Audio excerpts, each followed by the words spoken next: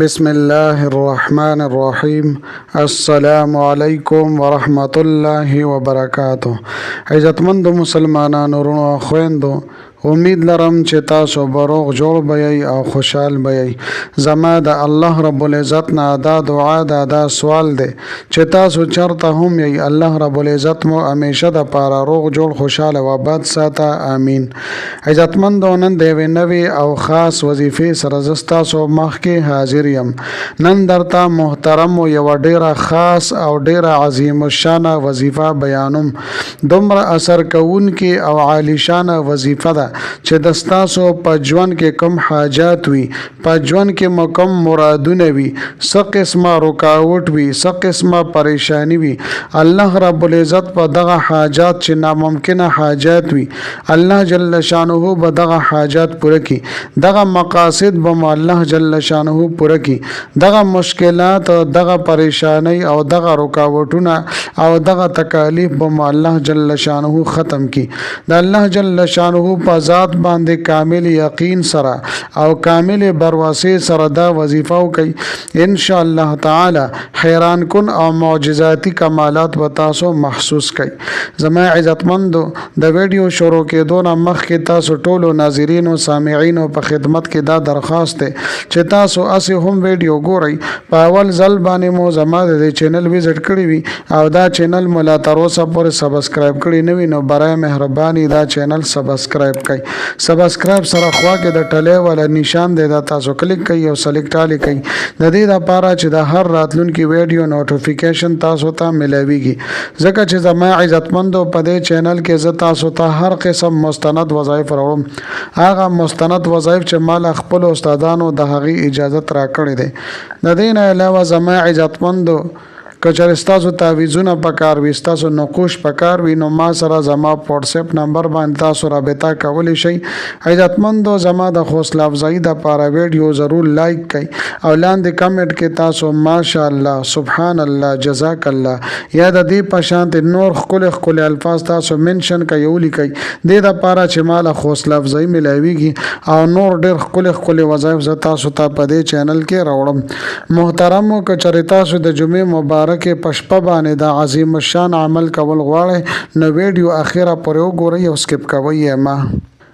محترمو، دا نننۍ وظیفه ډیره با کماله او ازموده وظیفه ده چې د چا حاجتونه نه پوره کیږي، هغوی هم نن دا وظیفه وکړي. داسې وظیفه چې مجربه ده، تجربې پرې کړې شوي دي. ان شاء الله تعالی الله جل شانه به د ستاسو هغه حاجتونه پوره کړي چې هغه تاسو ته ناممکن ښکاریږي او د ستاسو په وهم او ګمان او تصور کې هم دا نه راځي چې زما د حاجت په پوره شي، زما د مقصد به تر سره شي، زما د مشکل او پریشانی به ختم شي، ستا په تصور کې به هم ناراضي. الله جل شانه به دغه حاجات هم پوره کړي. دغه مشکلات او پریشانی به الله جل شانه د دې عظیم الشان وظیفې په برکت سره ختم کړي. لہذا زما عزتمندو، کو څوک په مشکلاتو کې، په مصائبو کې یا د رزق په تنګۍ کې راګیر دی او د مال او دولت په تنګۍ کې راګیر دی، نو محترمو، دوی د پاره دا ډیره عظیم الشانه وظیفه ده. زما عزتمندو، په خپل الله جل شانه باندې کامل یقین او برواسه کول پکار دي. بل په هیڅ چیز باندې کامل یقین او برواسه نه دي ساتل پکار. وظیفه بم کې خو یقین په الله جل شانه باندې ساتي. محترم، وظیفه یو ذریعہ ده،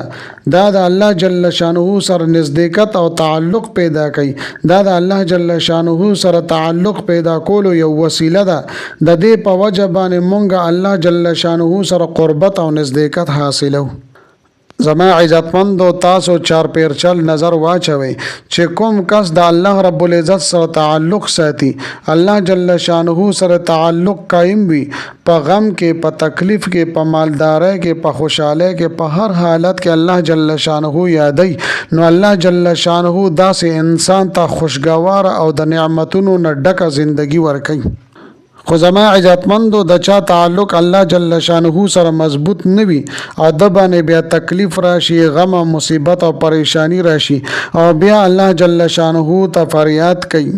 او چې کله په د باندې خوشحالي راشي روغ صحت ورته ملو شي نو بیا مونږه الله جل شانه ایر کو او الله جل شانه زمونږه ایر وي د الله رب العزت عبادت مونږه بیان نکو د الله رب العزت شکریا مونږه نه ادا کو لہذا محترم چې مونږه وظیفه کو نو دینه مخ کې مونږه خپل ځان ته وګورو چې آیا زه 15 واړه وخت موږ پابندۍ سره کوم او کنه قران مجید تلاوت زه کوم او کنه د حرام نه خپل ځان ساتم او کنه او بل مسلمان ته تکلیف رسوم او کنه رسوم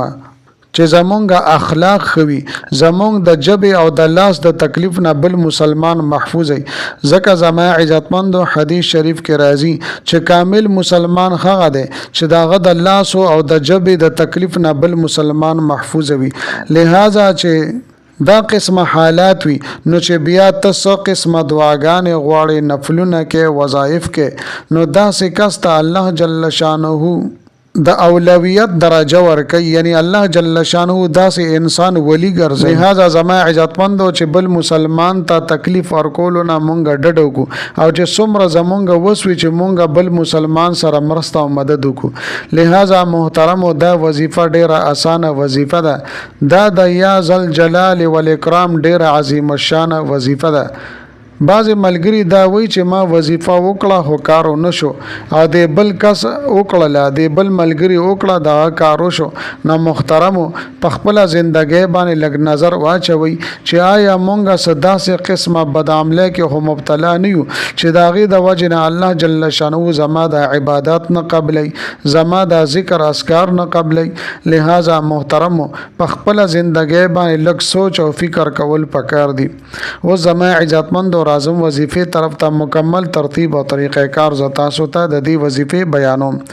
محترم کله چې تاسو ته حاجت را پیښ شي سم مقصد مخه تراشي نو دا د یا ذل جلال والاکرام د وظیفه تاسو کوي او دا تر هغه وخت پورې جاری وساتي تر کومه پورې چې تاسو مقصد نوي تر سره شي تاسو هغه ناممکنه حاجت هغه نوي پوره شي نو تر هغه پورې به تاسو د وظیفه جاری ساتي خو کم از کم زما عزتمند او 3 ورځې په مخه باندې دا وظیفه تاسو جاری وساتئ ترتیب او طریقې کار دا دی چې کله تاسو فرض منځو کو یعنی 15 وخت منځونو نه پس تاسو فرض منځو کو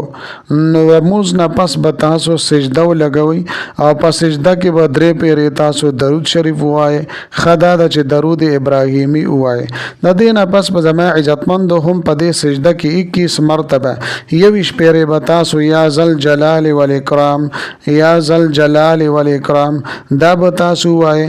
او بیا به 3 پیری 3 مرتبه بیا درود شریف وای او بیا به د سجدې نه سر را پورته کوي او د دعا د پاره بل سوچت کوي د الله جل شانه نه به دعاګانې وغواړي ان شاء الله تعالی چې تاسو سرنګ مسله هم ده تاسو سم مقصد د حاجت ته الله جل شانه به د خپل صفاتی نوم د برکت چې یا ذل جلال والاکرام ده تاسو د تمام مشکلات او پریشانی ختم وګرځوي زما عزتمند امید لرم چې دا ویډیو دا وظیفه مډه زیاته خوښی وي که ویډیو مو خوښی وي ویډیو لایک کړئ چینل سبسکرایب کړئ ملاوي ګم بتاو سره بل ویډیو کې بل وظیفه سره تر هغه وخت پورې مال اجازه راکړئ